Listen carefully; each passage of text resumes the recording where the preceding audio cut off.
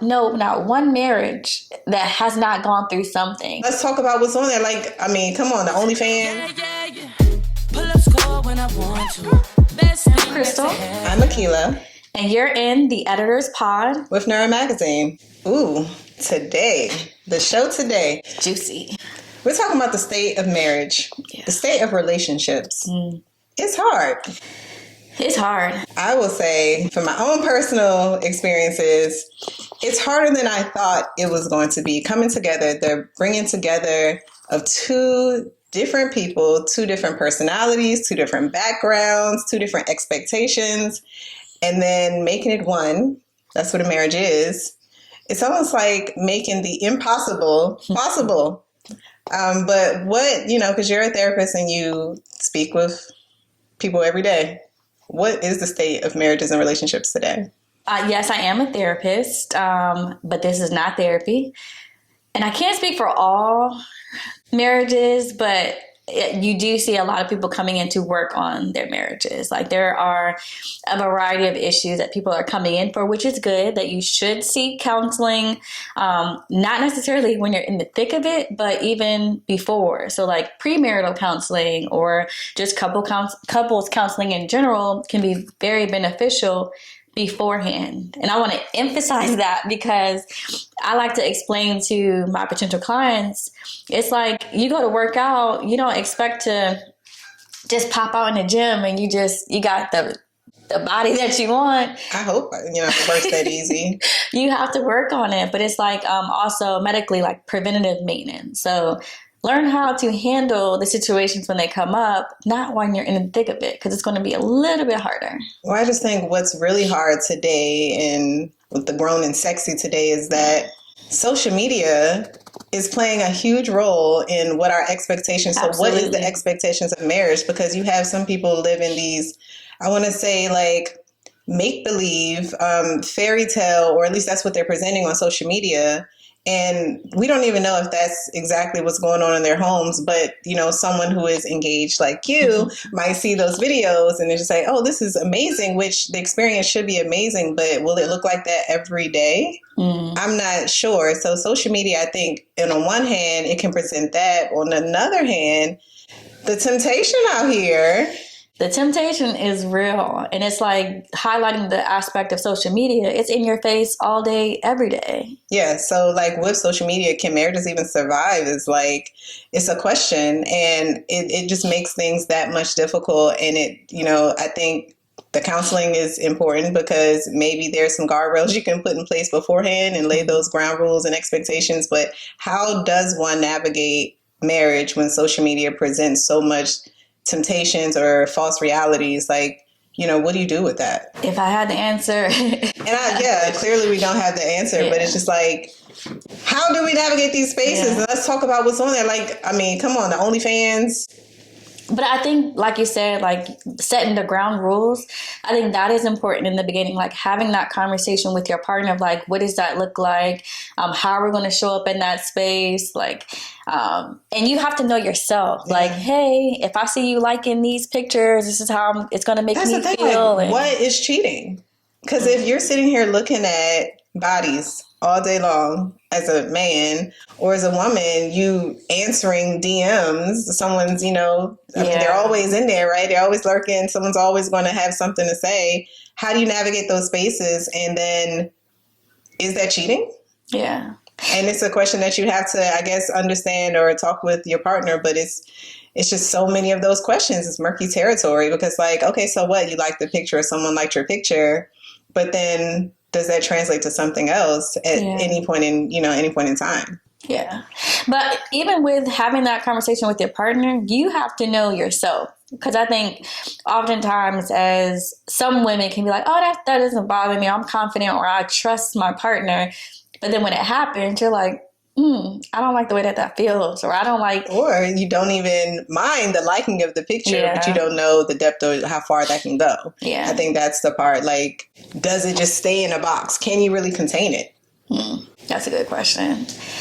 Anyway, I think down to it, you have to like have those open conversations with your partner, like what social media means to you, how you show up together, and also not glorifying the whole couples goals. Like anytime there's like couples highlighted on social media as quote unquote couples goals, and then something major happens, it's like, again, every marriage, I don't know not one marriage that has not gone through something, maybe different levels of intensity, but everyone goes through something. But again, social media, you see the highlight reel. You see what people want you to see, not the ins and outs.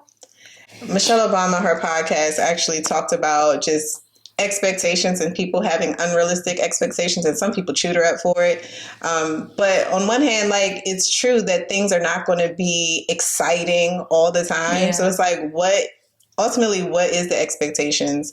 But you have to be happy and as she said, be happy when things are bad, or be happy in the ugly, be happy in the lonely, like be happy when, there's ebbs and flows to everything. But if we're living in these false realities and something doesn't feel good in the moment, or it doesn't seem like it's exciting or happy, and people are ready to run or move to the next thing or cheat or whatever else comes with that. So like, how are we going to be happy in the good times and the bad times? And that's difficult because, like, how are you going to be happy in the bad times, right? Like, it doesn't feel good. But do you stick and stay? Like, where, like, and I think what's lost a lot of times is a sense of community, like a real community. Because, like, who are you going to when you're having issues? Like, who do you trust? You have to trust someone, and if you don't have anyone to trust, you're going to make bad decisions. I think that's an important piece to highlight, that it is so important that you have a community that you can be vulnerable with and say, like, this is what we're going through, and the people that you're surrounded with may not be going through the exact same thing, but they can let you know what has worked for them, or like some of the obstacles that they have faced. Like, it is important whether you have like your individual community and then your couple community. But if you're trying to navigate this by yourself, you're just going to do the same thing that you've been doing. That's true. And when you and I talk, I think we have so many aha moments. It's like, oh my God, that happens too. Oh my God, he does that too. Oh my God, you do that too. Like, and I guess it helps when you actually just talk, and it's not just like telling all your business, but like just being open and honest, and not being so guarded to where you're alone. Because marriage, a lot of times, and I can speak for myself, sometimes you feel like you're alone. It's like, I don't have anybody to talk to because I don't trust to tell anybody, or I don't think, or I'm trying to live this facade, or I'm trying to live this perfect life, which it looks good, right? But if you only just unveil the covers, there's some things there. And if you just talk about things before it explodes, right? Just talk about day to day, like just your cooking, you're raising children, just talk about your day to day with someone, sharing, having friends, right? To share these things with. It can help you just navigate the daily trials that you go through before things blow up into like something devastating. So we have to find these communities. And I know that there are groups out there. I've been a part of groups that promotes healthy families and fatherhood and motherhood and being, bonus mom, bonus dad, but it's not so prevalent. I don't see it enough, right? I don't see it in our day to day. Like, who are we leaning on? And we get advice from our parents. Different time. But sometimes it does feel like it's a different time. It feels like that worked for you, that worked for grandma, right? But it doesn't feel the same. You guys did not have social media. You guys didn't have, I'm sure maybe there was something similar that you could lean on as far as like their experiences, but it's not the same, like this day and age. I will say that that is not highlighted, but the one thing about social media, if you go looking for it, then your algorithm will kind of show you or expose you to community events or other couples that are on social media. But utilize Google, utilize these other apps that will have other communities that you can tap into. Like there was a lovely couple who hosted a couples retreat, and when I say that room was packed, it was packed. But if I wasn't in that community, I wouldn't have known about it. So they're there. You just got to go looking for them. That's true. I also think that men and women get different advice when it comes to marriage and relationships. Men are told like the ball and chain that things are going to change, or they get the marriage is hard, don't do it. Sorry to cut you off, because the ball and chain was triggering, because it did come up. Be transparent. I attended a couples retreat the other day, and that came up. You have to be mindful of how you're speaking to your partner or speaking about the relationship in general. So ball and chain is a negative connotation. Exactly. So like that shouldn't even be in your vocabulary. But if you're not in those spaces, like you've heard that over the years, you heard your parents say it, your grandparents say it, like my old ball and chain. Like, no, you have to change that. No, I mean, it's definitely negative. And I think men automatically assume, like, you can be in a relationship for 10 years with a guy, and as soon as marriage comes up, it's like, oh, they get scared. I'm like, well, what's going to change? It's like, you can be living with the guy. And you're like, well, what's supposed to change? And it's something about marriage. It's like so taboo and what's scary. often like upsetting is that it's not even that man's own experiences that have shaped that. It's like what they've heard other people say. Exactly.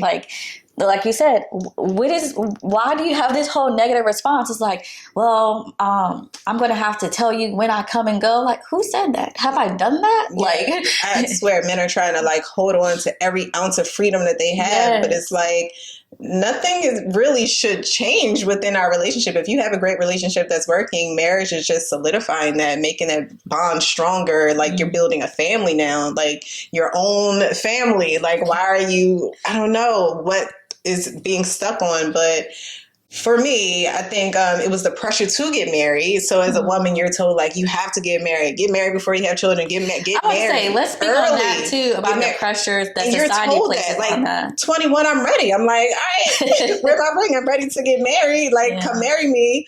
And men are like, they're running. I mean, and I'm being funny because I think every guy that they didn't want to marry me, but it's just, I don't know, that fear is there, right? Yeah. That fear is just like, things are going to change, and I'm trying to prepare as a man, and I need to be ready as a man. And yes, be ready, right? Yeah. Come correct and be ready. But it's not such a scary thing. But once you, I think, lean into that negative, I don't know, things start to unravel because now you did feel like something got stripped from you or taken from you or your freedom, and you're trying to like hold on to that. And I think it can set the stage for some things to happen. Yeah. And to kind of dive into that point a little bit deeper about the pressures of getting married and the social standards of like the order of things, like what do you think about that piece of the social media impact of like, you're supposed to get married, you're supposed to have a baby. Like if you don't do these things, like you're doomed for failure. Like, again, negatively impacting of like the comments and the pressure. Like, what are your thoughts on that?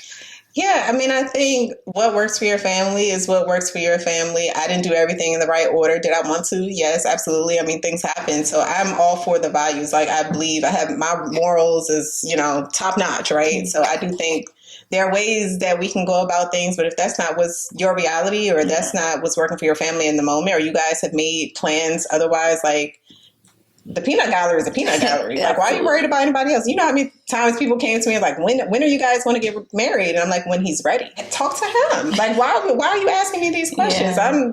I'm waiting patiently. The whole, I'm going to highlight the Beyonce and Jay-Z song, like, On the Run. Like, we are in this down to the very end. Like, forget what everybody else says. We're going to get pressure from so many different places. We're going to get pressure from our families. We're going to get pressure if we're part of a religious group.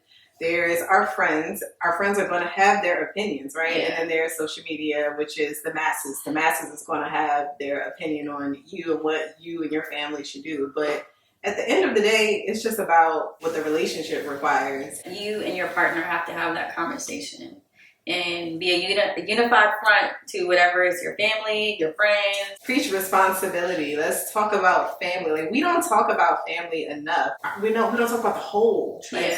The big picture. Because I think marriage, the point of marriage is to build a family, in my opinion. And so, like, can we talk about what that family dynamic looks like? But then it goes back to the importance of having a community, because generational curses it's real. So what your parents may have gone through may not be what you want for your relationship. That's so true. It's good to have outside influences. Not saying like you need to listen to everybody, but like real natural supports, like couples who have been married for 50 years, 30 years, 20 years, even 5 years before, longer than you have. But it's good to have those supports because families may only, or parents may only know what they've gone through. Mm-hmm. They may be only able to see their perspective, and they may not have the tools necessary to coach you in a healthy way. True. And you talk about like parents and grandparents. Sometimes I wonder like the drama that our grandparents went through and great grandparents went through. And for them, it was the generations of stick and stay, right? Yeah. Stick and stay. And I think that is very important. I think that if we had more of that, saying that you can do it, like hold on, or, you know, it's okay, it's getting rough, but there's light at the end of the tunnel, or there are more happy times than bad times, I think there wouldn't be so many mistakes made throughout the relationship because people are still chasing this happy. But like, what did they go through that we don't know about? I'm pretty sure. It's a lot that they have gone through. And they swept it under the rug real good. And I think it does a disservice when you're not open and honest, like you said, to say like you can get through this. But then on the other end of that spectrum, you need to have that narrative like you don't have to go through that if you don't want to. Like you need to know what your threshold is or what you can bear in your relationship. Yes, marriage is hard. You got to work through things, but everything that people go through looks differently. So what my threshold might be a little bit different than your threshold. And like saying like, if this is not where you want to be, it's okay. It's okay to take another road or a route or to stop at some point. Not saying like you have to go through so much and endure so much. And I think that premarital counseling is why it's really important to start there, or really having those hard conversations. And where is the guidebook? Because yes, there's, and you know, I say that being funny, but I don't know that we know what questions to ask from the beginning or what to talk about all the time. And yes, you go through counseling. I don't know that it's in total, you know, like the sum total of everything that needs to be hashed out before you get married. But we had like just better guidance, right? Yeah. But have those conversations so you know, red flag, I should not do this. I remember I was engaged before, and I was telling someone like, yeah, I was engaged before, and I said it like real timid, like, and the person said, oh, congratulations, that was a successful engagement if you actually did not get married, and there were reasons why you realized that that just wasn't your person. And so just having those conversations and the counseling and whatever beforehand helps you make those decisions so that once you enter into it, you should know that this is your person and I can get through whatever life throws at me, whatever curveballs come my way, because you know that this is the person that you can spend your life with. But you know, the work beforehand is important and the work during is just as important. It is. I would agree with that. You have to have certain conversations, no matter if you're in just a relationship stage of like, you're in a committed relationship, at some point there should be more conversations besides what's your favorite color, what are we having for dinner. It's like, no, what are your morals? What are your values? What is your perspective on even politics? What is your perspective on kids? Like having those deep rooted conversations. And being honest in those conversations. Yeah. Please don't say what I want to hear. I'm just going to tell you what you want to hear. You need to be open and honest. Brutal honesty is like my phrase, because if you're afraid of what the person thinks, then you're not bringing your true self to the relationship, and then you're going to have some problems. Yeah. Because if we would have had those conversations and we saw like, oh, we're not really seeing eye to eye, like I can respect that. But if it's toxic, I'm sorry, this is not 1930. The whole toxic is a topic of its own. Because there are a lot of toxic relationships and examples out there in the world. That is not love. Our people need therapy. I think that is, and I say that very flippant, like, but at the end of the day, we do bring traumas to relationships. So sometimes we can work through them, and sometimes I'm not the therapist. Right. I'm not, the mom. Like, I want to be here as an equal partner, and I want us to work through things together. Because if it don't work, why are we saying it? Yeah. But the premarital work, but also the individual work is important. And then the work in the relationship. Absolutely. And that community. So talk about it. Don't swim by yourself. Yes. That sink or swim. When you're by yourself, you might just sink. Yeah. Exactly. Premarital counseling, individual counseling, and community. We need that community. Big three. And maybe we can make it. Maybe we can make it in this social media society where marriage is just like fairy tale or unrealistic. Like it just feels, sometimes it feels like, woo, who told me to do this and why? But is there like end of the tunnel? I think there could be. You just got to put in that work. It is work. I will say that. That is the common advice that I get is like, it's work. Okay. So you ready for your work? I'm ready for my work. I think I'm ready for my work. I gotta continue to work. Yes. Figure some things out, but we Are you ready for your continued work? I got a lot of things to work on. we just got work. If you like what you heard today, time for you to do your work, put in that work, and like and subscribe. And let's continue our conversation in the comments below. What are your thoughts? All right, y'all. Until next time. Yes. Yeah, yeah, yeah. Pull up score when I want to. Best thing that's to have.